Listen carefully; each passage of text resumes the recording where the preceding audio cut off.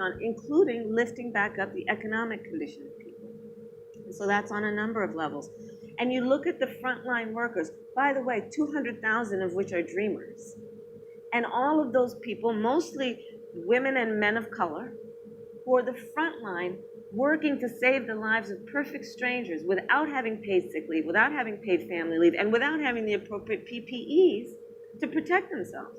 So part of our plan is to also address that and to get people the resources they need.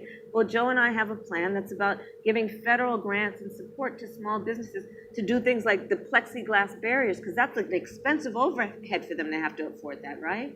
To support them so they can reopen and rehire. But you have to see the people. And you have to understand their needs and speak to their needs, as opposed to what this guy in the White House does, which is he looks in the mirror and that's who he speaks to full time. So are you?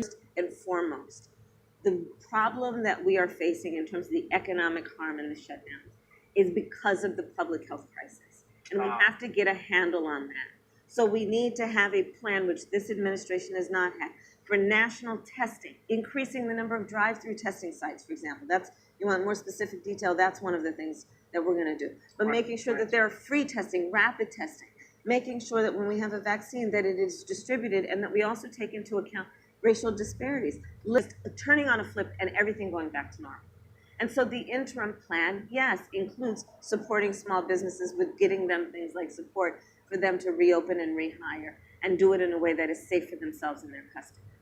To invest in infrastructure. And so when we talk about reopening and